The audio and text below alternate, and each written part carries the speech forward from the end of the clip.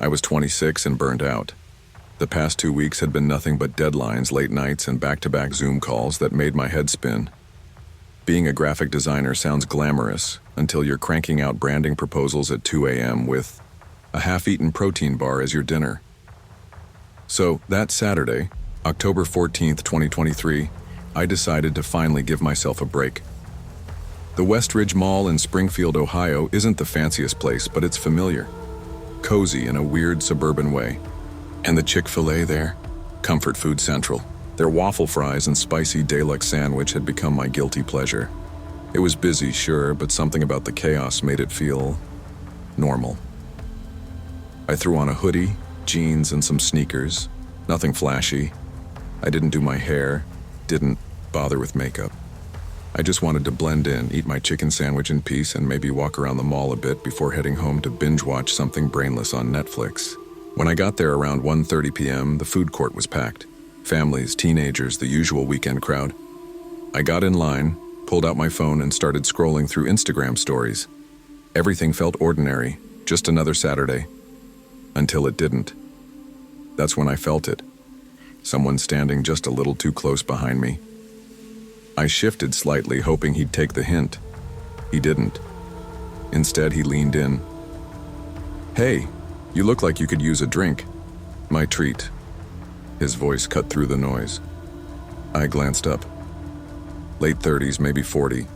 Tall, with a scruffy beard, and eyes that stared a beat too long. He had this look, like he was trying too hard to be charming, but something was off. Too forward, too sudden. I gave a polite smile. "No thanks, I'm good." But he wasn't done. "Come on," he said, gesturing to the counter. "Just a lemonade. It's hot out." I tightened my grip on my phone. "Really, I'm fine." He smirked but didn't say anything else. Just stood there, watching me, until it was finally his turn. I ordered quickly and got out of there. But the weirdness? It didn't end with lunch. I found a small table near the far side of the food court, tucked between the escalators and a Panda Express. I figured I'd eat quickly, then do a lap around the mall to clear my head. The guy from the line? I told myself he was just some socially awkward dude trying to flirt. Harmless. Annoying, but harmless.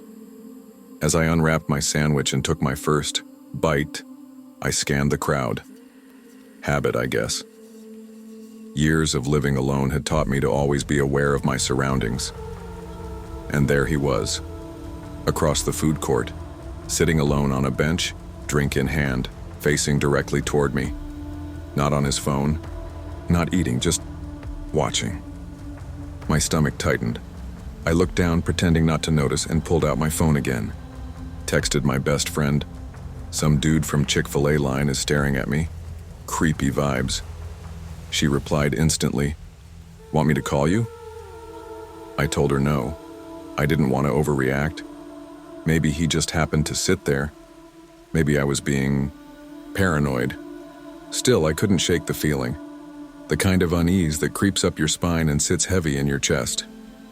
I finished eating fast, dumped my tray and headed toward the clothing stores on the upper level. A little window shopping sounded like a good distraction.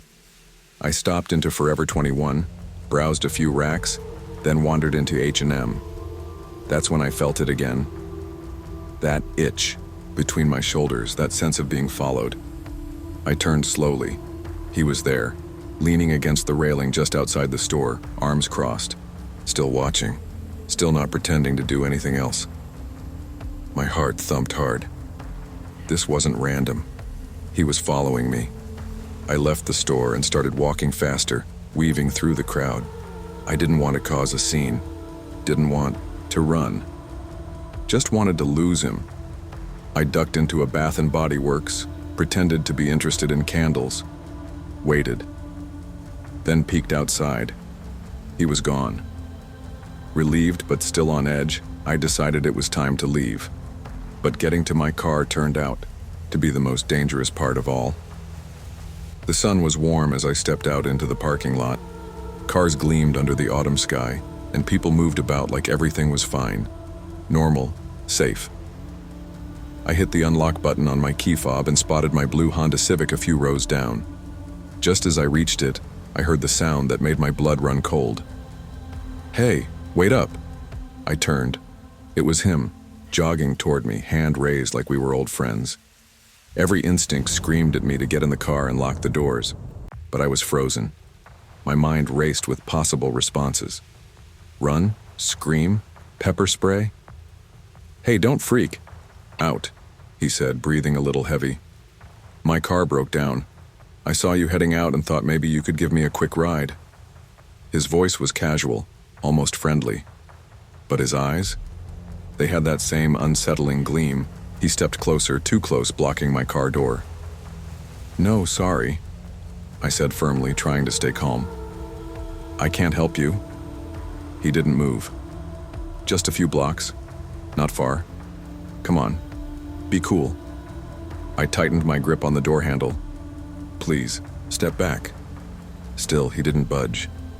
That's when something clicked inside me. A mix of fear and anger. I realized I had to do something fast or this could go very wrong. "All right," I said suddenly. "Fine, get in." He looked surprised, then smiled. "Thanks, I owe you." I nodded toward the passenger side. As soon as he stepped away, from my door to walk around the front of the car, I acted. I slammed my door shut, locked it, and turned the ignition. My hands were shaking, but I didn't hesitate. He reached for the passenger handle, but I hit the gas. Tires screeched as I reversed, swung the wheel hard, and sped out of the lot. I looked in my rearview mirror. He was standing there, mouth open, yelling something I couldn't hear. I didn't stop. I didn't stop driving until I was 2 exits away from the mall. I pulled into a gas station, parked in full view of the security cameras, and finally let myself breathe. My hands were still trembling as I dialed mall security. I gave them a full description of the man, his appearance, what he'd said, how he followed me, how he tried to get into my car.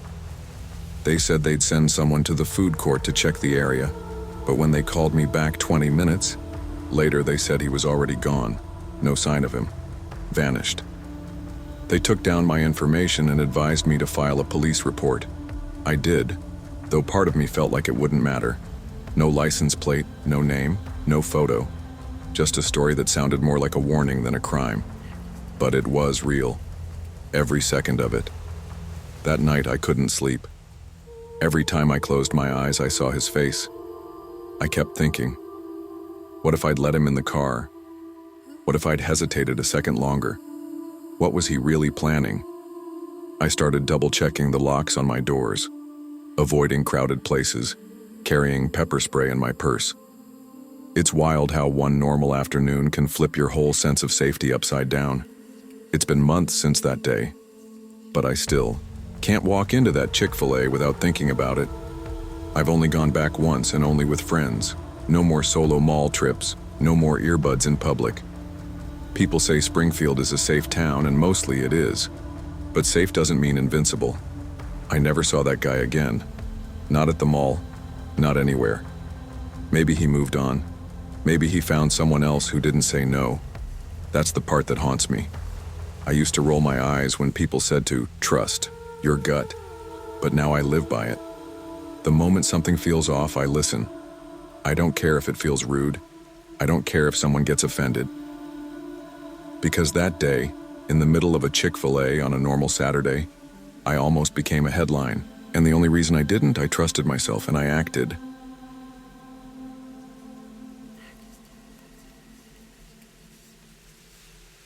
Working the night shift at Chick-fil-A wasn't what I imagined doing in my late 20s, but here I was, assistant manager at one of the busiest 24-hour locations off I-85 in Charlotte, North Carolina.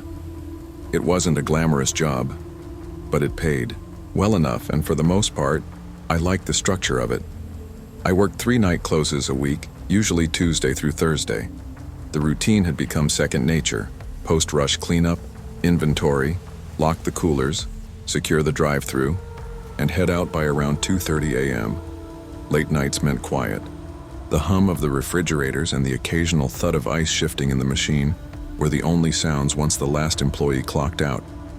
That night, early Friday morning technically, I was alone, finishing up the nightly inventory with an extra shot of caffeine in my system and the security monitor on in the background.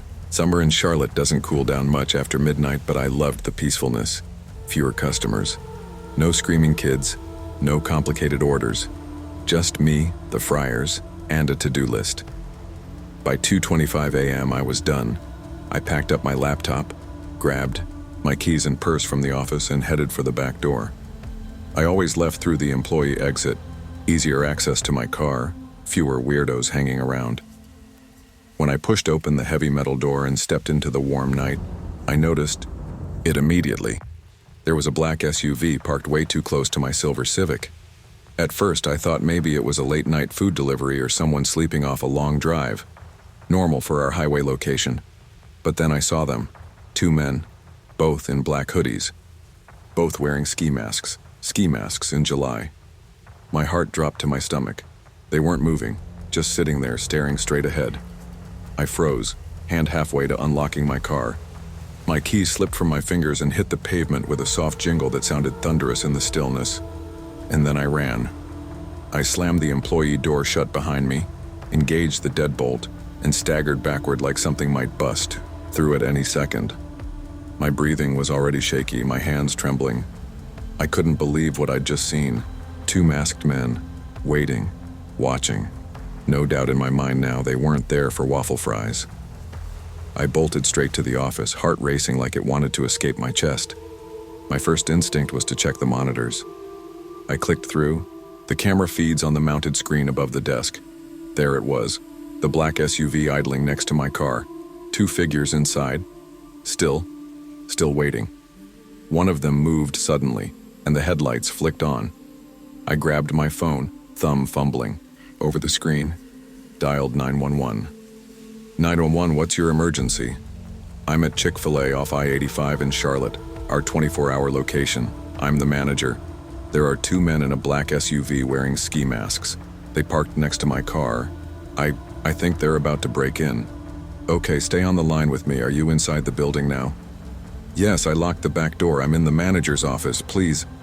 And then I heard it. Slam. Car doors. 2 of them. Then footsteps. Then the sound that turned my blood ice cold. Crash. Shattering glass from the front of the restaurant, somewhere near the drive-thru. It had to be the window we'd just cleaned and locked. They were in. They're inside, I whispered into the phone. They broke. The window, they're in. Officers are en route. Stay hidden. Do not confront them. I couldn't lock the office door. It didn't even have a latch. I scanned the room and ducked behind a stack of unopened lemonade syrup boxes. I had no weapons. Nothing but a heavy gallon-sized canister of fryer grease. I clutched it with both hands, crouched down, and tried to steady my breathing. Footsteps, closer now. Male voices, low, fast, nervous. They were moving toward the back, toward me. I could hear every step they took, heavy soles thudding across the tile floor. My breath hitched with each one. They weren't in any hurry, just slowly, methodically moving toward the back of the restaurant, through the kitchen I'd just spent an hour cleaning. One of them spoke, his voice muffled but urgent. Something about registers, something about time. They were looking for cash. They wouldn't find much. We emptied the drawers and dropped everything into the safe before 2 a.m. But I knew from training, most robbers don't like surprises. They panic. That's when people get hurt. I crouched lower behind the syrup boxes, pressing myself into the dark corner of the office. The air was thick with fryer grease and lemon concentrate. I could feel sweat rolling down my neck, and my hands ached from holding the makeshift weapon. The canister felt heavier by the second, but it was the only thing I had. The office door creaked, just slightly. I saw the edge of a shoe pause in the threshold. A flashlight beam scanned across the desk. I held my breath, willing myself not to move. Then, sirens, loud, piercing, close. Everything changed in a second. I heard one of the men shout, "Go!" Footsteps pounded in the opposite direction. Doors slammed once, twice. Tires squealed in the parking lot. I exhaled, still frozen. Through the office window, I saw blue lights bouncing off the walls of the lot. 3 CMPD cruisers flew into view, boxing in the exit. Officers jumped out, guns drawn. I didn't move until one of them came to the back door, knocking hard. "Charlotte PD. Anyone inside?" I ran to unlock the deadbolt, nearly collapsing from the relief. The officers cleared the building. The SUV, abandoned. Stolen plates. Inside, crowbars, empty duffel bags, gloves, a burner phone. They missed me by minutes, but it was too close. Way too close. The sun was already peeking over the horizon by the time the last officer left. Chick-fil-A's lot looked like a crime scene, shattered glass near the drive-thru, police tape strung haphazardly across the entrance, and security lights still flickering overhead. I sat in the lobby with a cold bottle of water an officer handed me earlier, staring blankly at the broken window. The adrenaline had worn off. Now I just felt sick, exhausted, the weight of what almost happened to hit me all at once. If I hadn't dropped my keys, if I'd hesitated longer before running back inside, I could have been in that SUV, or worse. The general manager showed up around 5:45 a.m., eyes wide when he saw the damage. He called corporate, started a report, called the maintenance guy. Security footage later confirmed what I already suspected. The SUV had pulled into the lot at 1:47 a.m. They'd waited over an hour, just sitting there, watching, tracking our patterns. They knew we closed the registers by 2. They knew I usually left around 2:30. They were waiting for me. It wasn't random. That was the part that chilled me the most. I gave my statement. Again. Officers walked me through what to expect next. Follow-up reports, insurance for the damage, a detective might call. It all felt surreal, like I was stuck in a movie watching someone else live it. But it wasn't fiction. This happened in a Chick-fil-A off the interstate, to me. The only thing that grounded me was the fact that I made it out. I didn't freeze. I didn't panic. I acted. Still, I couldn't shake the feeling that this wasn't just some botched robbery. It felt personal, like they knew someone would be alone, like they'd done this before. It's been 3 weeks since the break-in, and I haven't closed alone since, not once. Corporate approved a 2-person closing policy, and now CMPD does a drive-thru every hour from midnight to 4 a.m. We even installed an automatic lock on the office door and upgraded the security cams. But even with the extra precautions, I don't feel safe the way I used to. I still park under the brightest light. I still scan the lot before unlocking the door. I still check the mirrors 10 times before pulling out. I keep that same can of fryer grease in the office too. Silly maybe, but it reminds me I did the right thing, that I kept calm, that I survived. People laugh when they hear I manage a Chick-fil-A overnight shift like it's just handing out sandwiches and refilling sauces. But those of us who do this job know better. There's real danger in quiet moments, in empty lots, in routine. Sometimes, it's not the rush that gets you, it's what comes after. I still love my job, I love my team, I even love the smell of waffle fries in the fryer. But now, every shift comes with a quiet promise I make to myself before I clock in. Don't ever let your guard down. Not again. Because the night I almost didn't make it home? That started like every other. Just another Tuesday night. Until it wasn't.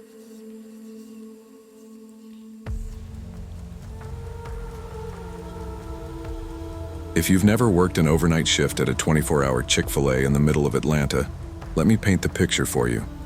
It's part chaos, part quiet. Between midnight and 2 a.m., it's drunk college kids ordering 3 milkshakes and asking if we have pancakes. After that, it's mostly rideshare drivers and the occasional guy who just doesn't want to go home. I'd been on this shift for 3 years. I liked the silence between 4 and 6 a.m., the moment the world sort of resets. That night was like any other. I was on mop duty, music playing low from the Bluetooth speaker we're technically not allowed to use. My coworker Deshaun was in the back prepping biscuit trays. I had one AirPod in, wiping down a corner booth with the last of the sanitizer when I heard the soft ding from the entrance. It was 4:45 a.m. Nobody ever walks in at 4:45, and never through the front door. The woman who came in was like something out of a time capsule. Black veil, lace gloves, a long dress that touched the floor. Like she'd stepped straight out of an old Southern funeral. Her steps were slow, dragging.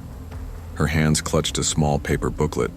I caught the words in loving memory printed in cursive. She didn't order, didn't even look at the counter, just walked straight to the booth near the window, sat down and started crying, loud, gut-deep sobs, the kind that make your skin crawl because they're so raw, so broken.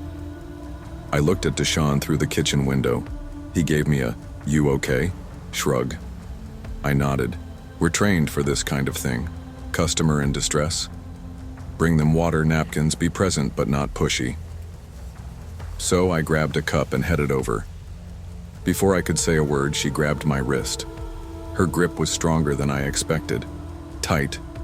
Bony fingers locking me in place. "Do you believe in God, child?" she asked, voice hoarse and cracked. I hesitated. Should have lied. Not really? The second I answered, her whole body stiffened. Her crying stopped. Just like that. The sound of her sobs sucked out of the room like air from a vacuum. She turned her head and looked up at me. Her eyes weren't just red, they were feral, wide and glassy with something I couldn't read. Her lip twitched. The water cup in my hand trembled slightly. She didn't let go of my wrist. "You heathens," she whispered. "You're why God took my Henry." I blinked. "Ma'am, I'm sorry for your loss, but..." She cut me off by slamming both hands on the table, hard. The funeral program slipped to the floor. Sweet tea splashed up from a mostly empty cup she must have brought in with her. Chairs scraped. The entire room echoed with that single violent motion. "You and your kind spit on the Lord's mercy," she shrieked. I backed away, shaking off her grip. My elbow bumped the counter behind me and I nearly dropped the water. I looked around like someone might help, but it was just me, Deshaun in the back, and this woman unraveling in our dining room. She stood suddenly, knocking over her chair. "I've seen it. I've seen what comes for the unholy." I raised both hands like a traffic cop. "Ma'am, I'm gonna need you to calm down or leave." But she wasn't hearing me.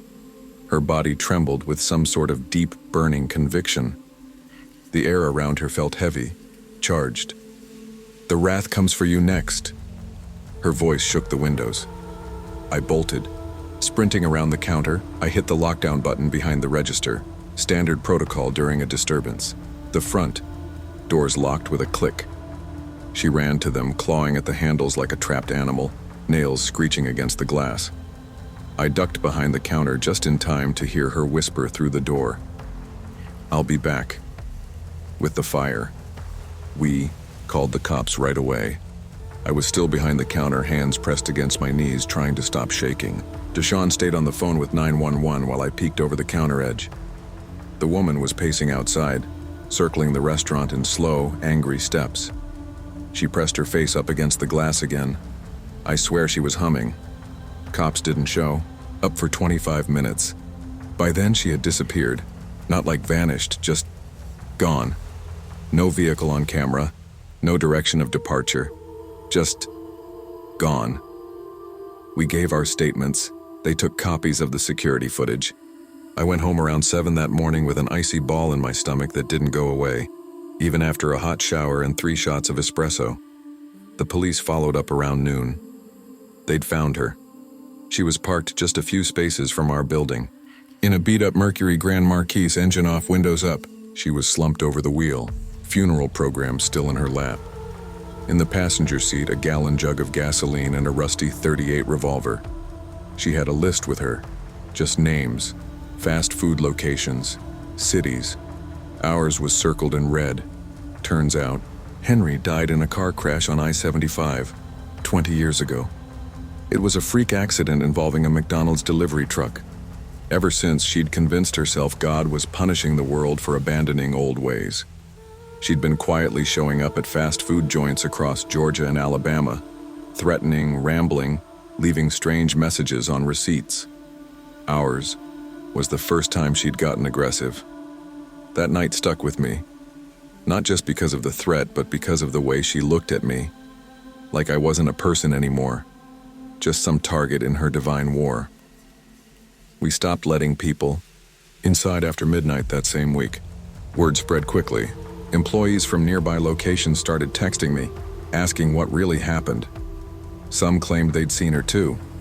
One girl over at the Howell Mill Road Chick-fil-A said she remembered a woman in black showing up 2 weeks earlier, asked to pray over her hands, left without buying anything.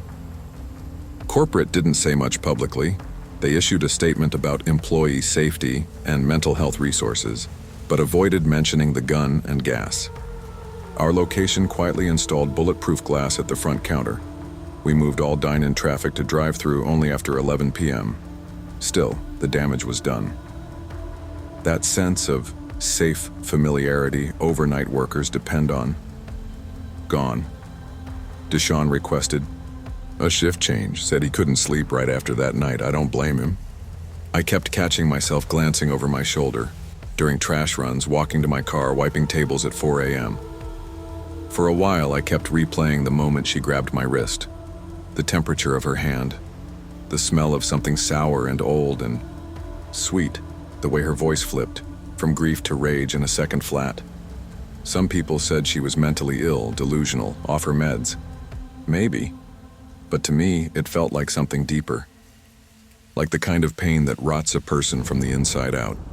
That kind of grief, left to fester for decades, can do strange things to a mind. It warps love into fury, faith into vengeance.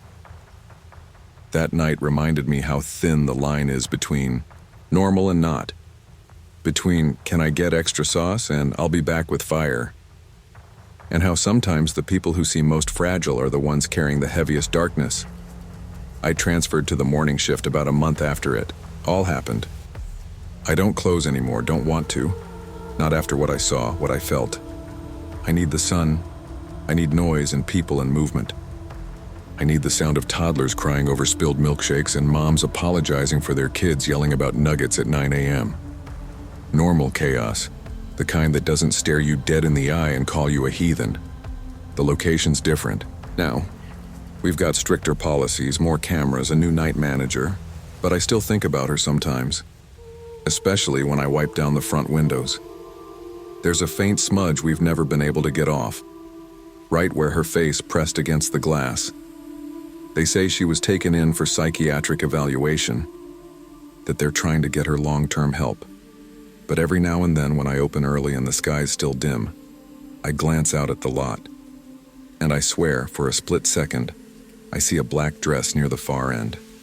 Maybe it's just my mind playing tricks, but either way, I always keep the doors locked until sunrise. Because at Chick-fil-A, we're trained for almost everything. Complaints, allergies, even robberies. But nothing in the handbook prepares you for when grief walks through the door in a funeral veil and calls you by name.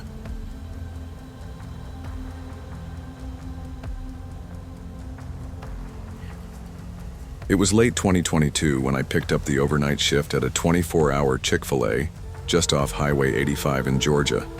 I was 23, out of school, broke, and scraping together rent with 2 jobs. Chick-fil-A was supposed to be the easy one, clean, structured, Christian-owned. But that location? That one felt different from the start. The restaurant sat between a half-dead truck stop and a decaying mall that had more boarded windows than open ones. After midnight, the place felt like a fishbowl. Floor-to-ceiling windows all around the dining room with just enough light from the broken neon sign to catch your reflection. You'd jump at your own shadow. My trainer, Jamal, was friendly but checked out. He rushed through the safety protocols in a half hour and dipped 10 minutes into my first solo shift. "Ain't nobody coming through here tonight," he said, tossing me a wink. "Just stock the sauce bins and stay off your phone." It was just me, a mop bucket, and the hum of the ice machine. I killed time sanitizing booths, restocking lids, and wondering why I was still scared of the dark at my age. There was no drive-thru line, no kitchen noise, just the quiet. Too quiet. I'd peek up from the register and catch my own face in the glass, heart skipping because for a second, I thought someone was standing outside. It was around 1:30 a.m. when the front door chimed. I looked up and froze. A man stepped in, late 40s, jumpsuit covered in grease. There were no cars in the lot, not one. He didn't smile, Just walked up and started tapping the counter with one hand fast and sharp, like he was keeping time with a song only he could hear.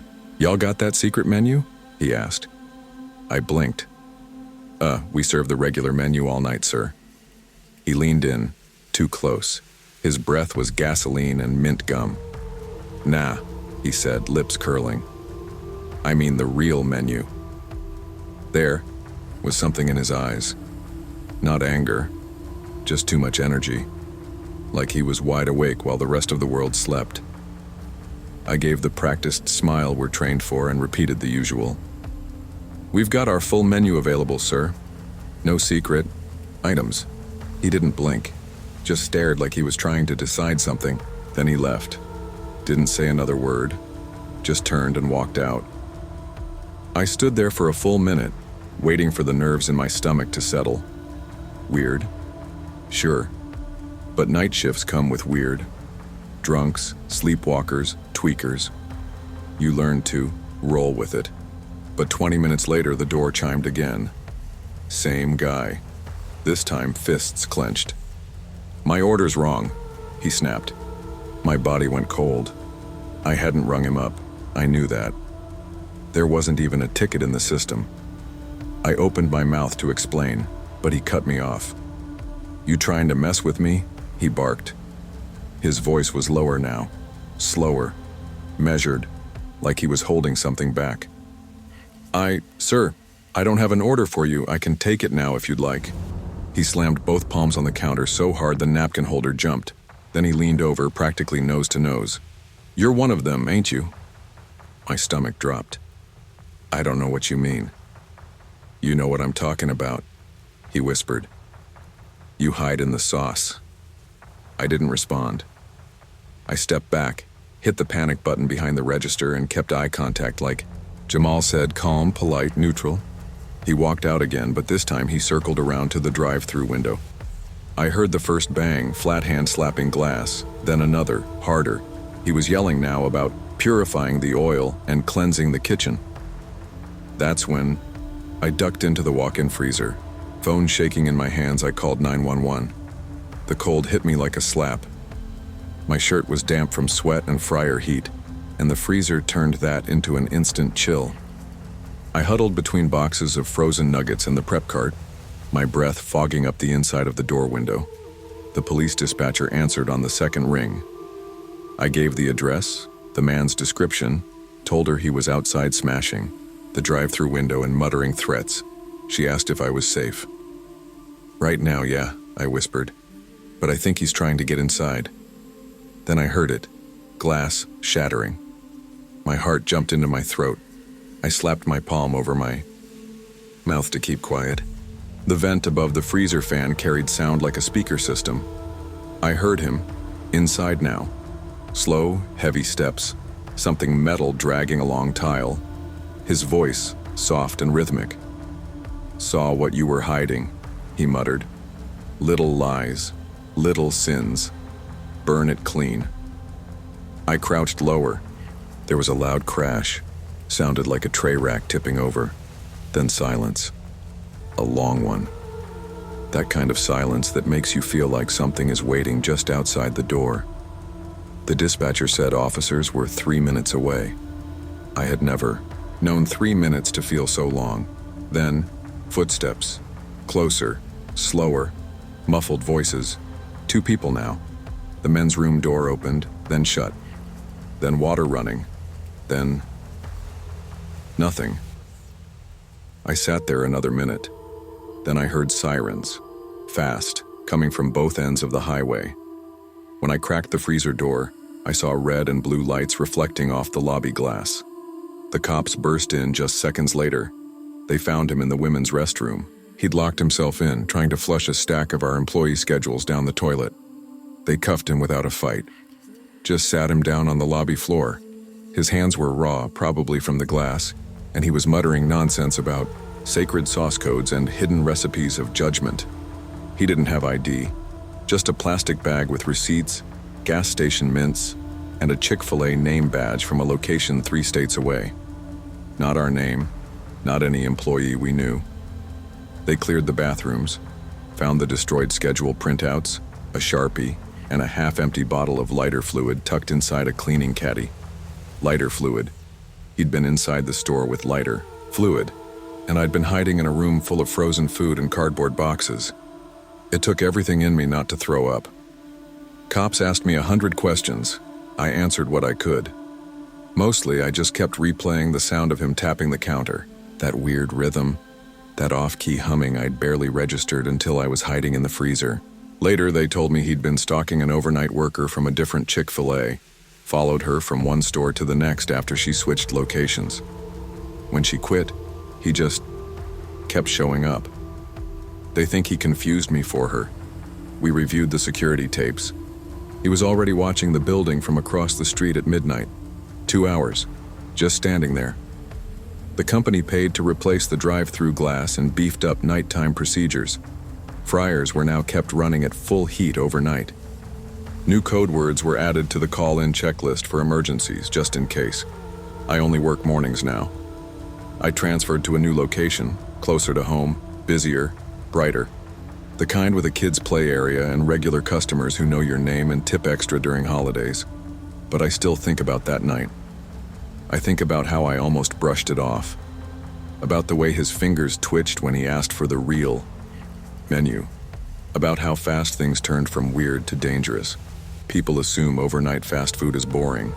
Just burgers and fries and tired feet. But that night taught me something different. Sometimes the most dangerous people are the ones who believe they're on a mission. That Chick-fil-A now has security bars on the front doors. No more overnight dine-in. Bulletproof glass. Panic. Buttons at every register. There's still a crack in the drive-thru window frame. Small, just above eye level. They never fully replaced the pane, just patched it. I see it every time I visit that side of town. And every time I pass a guy in a jumpsuit at a gas station, I smell gasoline and mint and I think, there's a stained uniform in an evidence locker somewhere. And I hope it stays there. Because when you're alone at night in a place full of light and glass, even a chicken sandwich can feel like a last line of defense.